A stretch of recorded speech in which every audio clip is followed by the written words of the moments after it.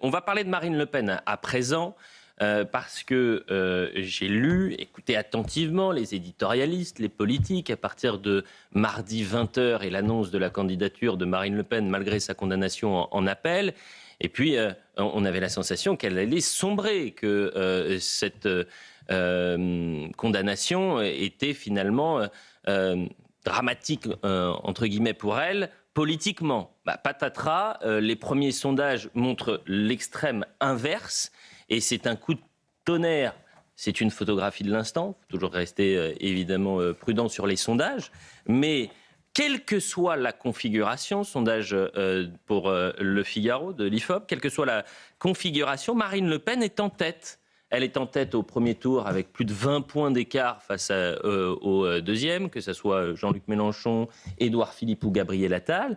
Et puis, elle est en tête, et largement en tête, au second tour. Marine Le Pen, Édouard Philippe, c'est 54% pour Marine Le Pen, 46% pour Édouard Philippe. C'est un différentiel de plus 6% pour Marine Le Pen, donc les courbes se croisent. Marine Le Pen, Gabriel Attal, c'est 55%, 45%. Et fait encore plus important, Marine Le Pen, Jean-Luc Mélenchon, c'est 70% pour Marine Le Pen et 30% pour Jean-Luc Mélenchon. Il faut dire aux auditeurs d'Europe 1 et aux téléspectateurs de CNews que ces sondages ont été effectués après l'annonce de sa candidature. Et je vais me tourner vers Mathias Leboeuf, parce que moi je ne comprends pas ces sondages. J'avais l'impression que c'était la délinquante en col blanc, la coupable à 2 reprises, celle qui ne pouvait pas moralement se présenter. Finalement, elle a l'air d'être plébiscitée par les Français. Que se passe-t-il, Mathias ? Il faut croire que les Français, on peut faire des questions d'éthique et de probité. C'est les Français le problème ? Non, c'est pas les Français le problème. Les Français ont le droit de penser ce qu'ils veulent. Moi, je constate que quelqu'un qui a été condamné 2 fois... alors, elle est présumée innocente toujours, puisqu'elle est en cassation, mais elle a néanmoins été condamnée 2 fois pour détournement de fonds publics, ce qui est pas rien, et manifestement, ça ne pèse pas dans les intentions de vote des Français. Donc Marine Le Pen commence une campagne tête haute, mais main sale, et manifestement, ça fonctionne. Mais ça veut dire quoi ? Ça veut dire que les Français n'ont aucune valeur morale, Mathias Leboeuf ? Ou alors les Français ont compris ce qui était en jeu pour la présidentielle, ont peut-être épousé un programme plutôt que d'entrer dans les considérations judiciaires. L'affaire Le Pen, peut-être considère-t-il que ça n'est pas l'affaire Cahuzac, par exemple. Ah non, l'affaire Cahuzac était bien moins grave. Bien moins grave. Bien moins grave que l'affaire de... Ah bah oui. Pourtant, il y avait... Ça m'intéressait d'avoir l'avis de... Bien moins grave. Pardonnez-moi, là, il y avait... Pierre Lelouch. Moi, j'y étais, Cahuzac, j'ai vu à l'œuvre à l'Assemblée, il mentait de façon éhontée, il était en charge des fonds publics et il avait planqué de l'argent.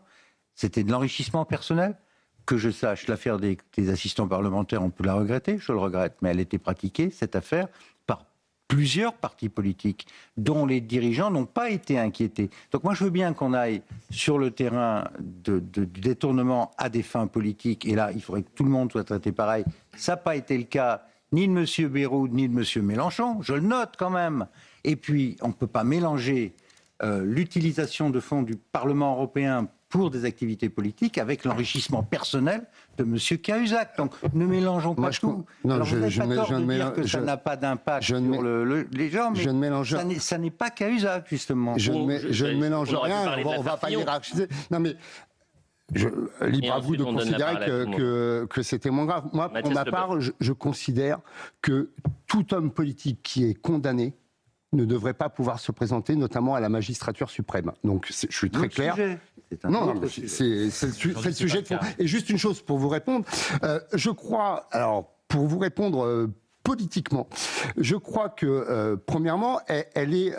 la candidate qui est un peu anti-système et que les Français sont, enfin une partie importante des Français sont contents qu'elle puisse se présenter. Ça, c'est la première chose. Et la chose, moi, qui m'apparaît, qui a été, à mon avis, peu commentée, c'est que elle présente un ticket avec Jordan Bardella et elle est la seule à faire ça. Et en faisant ça, elle ringardise absolument tous les autres qui sont seuls. En présentant un ticket, et en plus...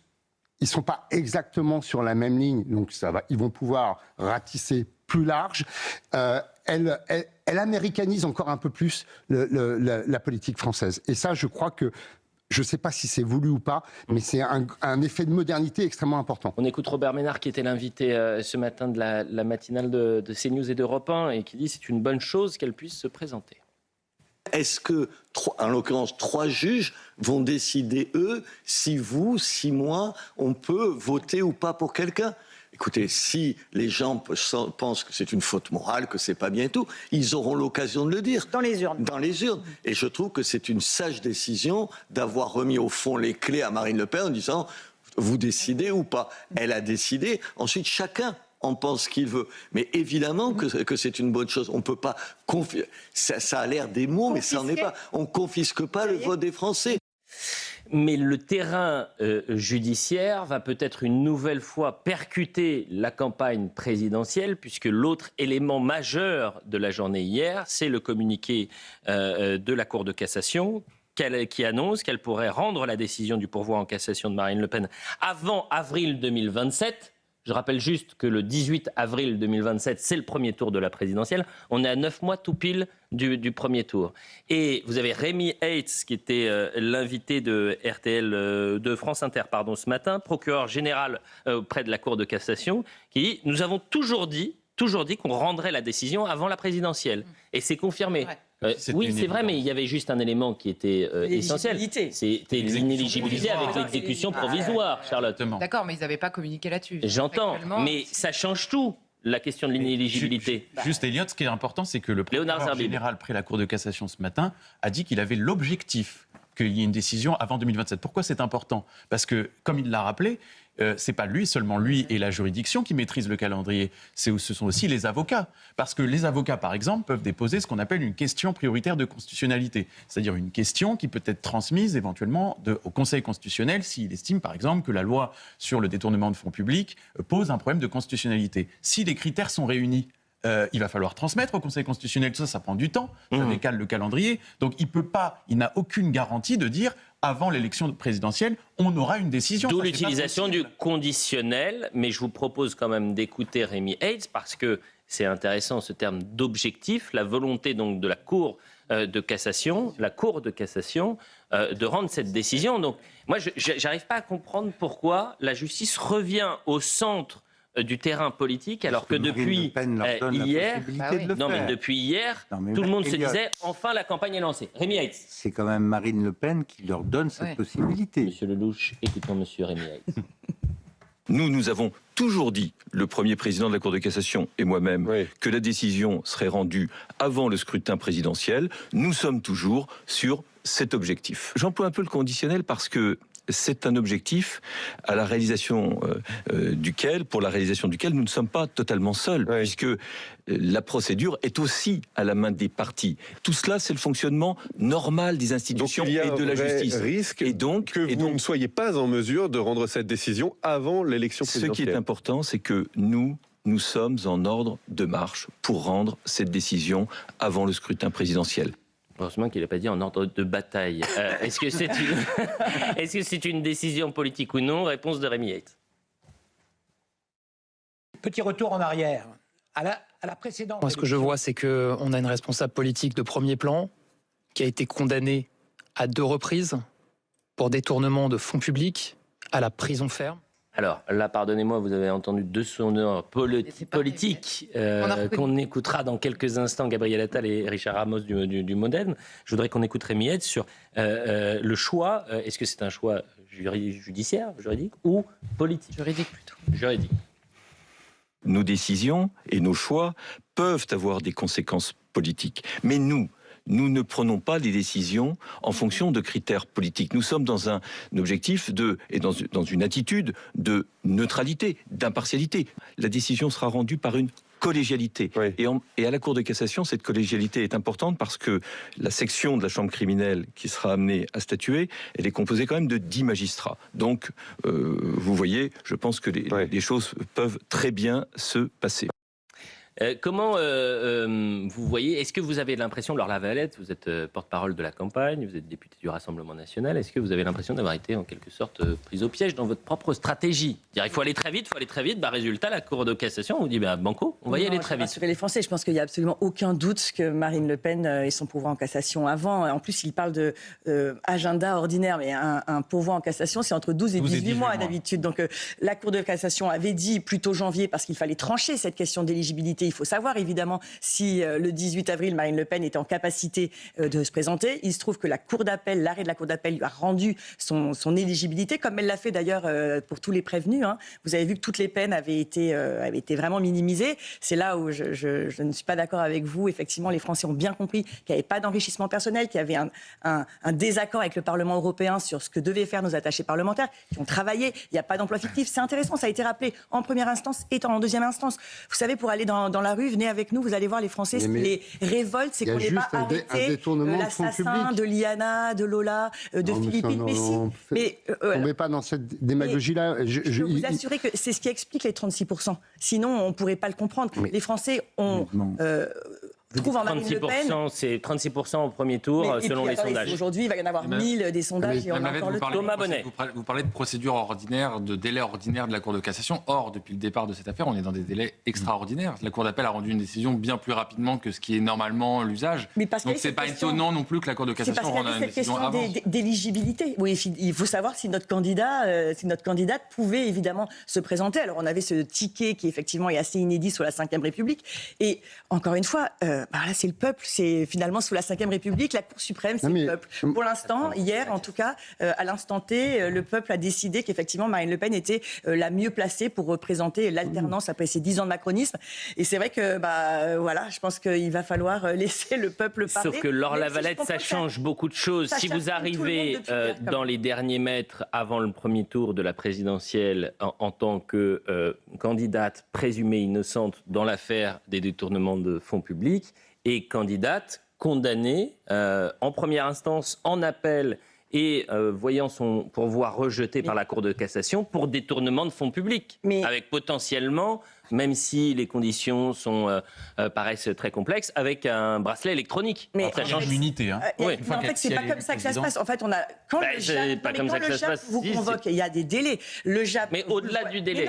Mais non, parce que le délai compte évidemment. Le JAP vous convoque. Après, vous allez voir un agent administratif, un agent de la pénitentiaire du SPIP. J'entends Laure Lavalette. Ça, c'est pour le bracelet. Mais en revanche, le statut,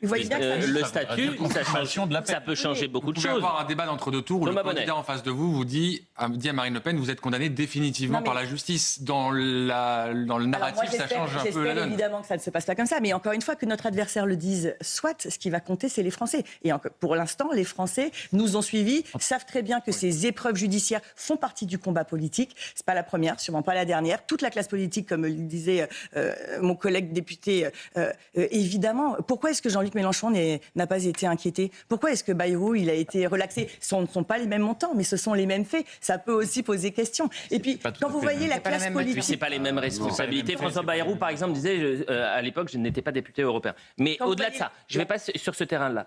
Moi, ce qui m'intéresse, c'est également, il y avait quelque chose plutôt de rassurant dans la démocratie mardi, c'était que la Cour d'appel, en substance, avait dit quoi ? On laisse aux Français la maîtrise du vote, le choix. C'est intéressant parce que... Donc la justice s'était mise à l'écart, était redevenue une autorité et non un pouvoir.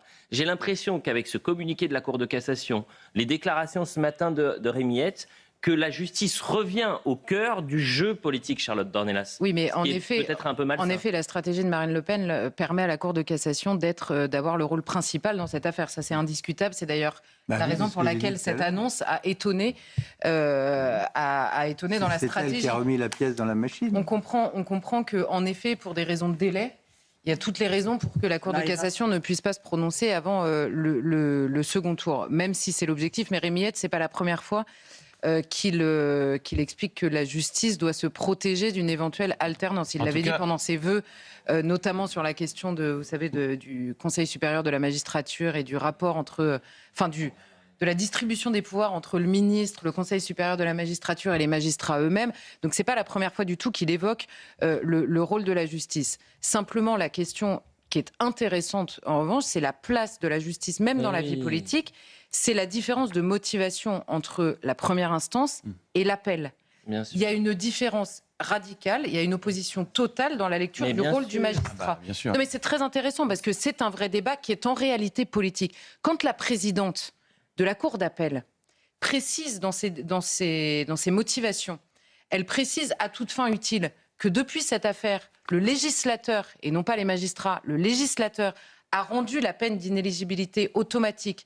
C'est-à-dire que jusqu'à maintenant, le magistrat, dans l'affaire de Marine Le Pen, le magistrat doit motiver s'il prononce l'inéligibilité. Depuis, le législateur a décidé que le magistrat devait motiver s'il ne la mettait pas, cette peine d'inéligibilité. Donc on renvoie les responsabilités aux bonnes personnes. En l'occurrence, le politique ne cesse de renforcer le pouvoir du magistrat. Vous avez raison. Non, mais c'est important. C'est important de le rappeler, parce que c'est le législateur qui a donné ce pouvoir. J'entends, mais vous avez des magistrats, je prends un cas très concret. Non, mais regardez, un cas très concret. Les peines planchées. À l'époque de Nicolas Sarkozy, c'était pas une automaticité des peines planchées. Les magistrats avaient la possibilité de ne pas les mettre en vigueur sous condition. Bon, les peines planchées étaient peu appliquées parce qu'à chaque fois, le magistrat, justement, utilisait ces conditions-là. Oui. Ce qui me surprend, c'est qu'en appel, il y avait cette sensation que la justice faisait un pas de recul en disant voilà, maintenant c'est la démocratie, c'est la démocratie, c'est aux Français de choisir. Mais c'est pas un pas de recul, c'est une différence de vision. Oui, mais mais non, mais c'est important parce que c'est un vrai débat que le politique doit avoir. On n'aura pas le temps de parler de l'Iran avec Pierre qui nous quitte à 10h. Madame la députée. C'était quand même un peu un séisme aller à l'encontre de l'arrêt du Conseil constitutionnel. On a eu du mal à comprendre et cette décision, pour le coup, elle était plutôt politique. L'arrêt de la Cour d'appel mais fait souffler un vent de liberté quand même. On en reparle de toute façon à 10h. Courte parenthèse, mais très importante quand même, parce que l'information de la nuit, et vous en reparlerez en longueur entre 16h et 17h avec Julien Pasquet sur CNews, Pierre Lelouch, c'est ce qui s'est passé en Iran. Les États-Unis ont lancé de nouvelles frappes contre 90 cibles en Iran.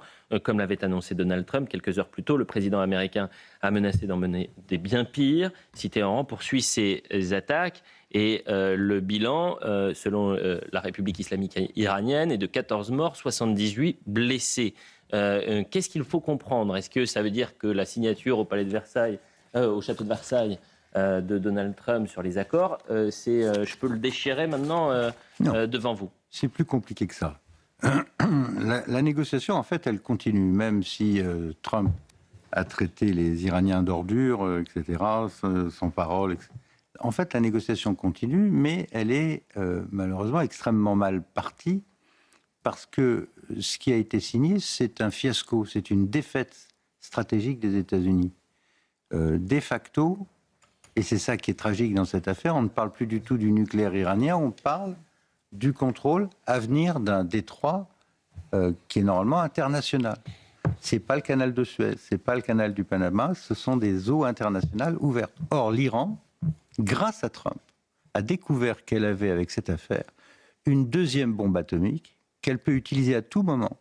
Elle peut couper le robinet. C'est 25% de l'énergie dont le monde a besoin chaque jour. Donc vous coupez et vous tenez les choses.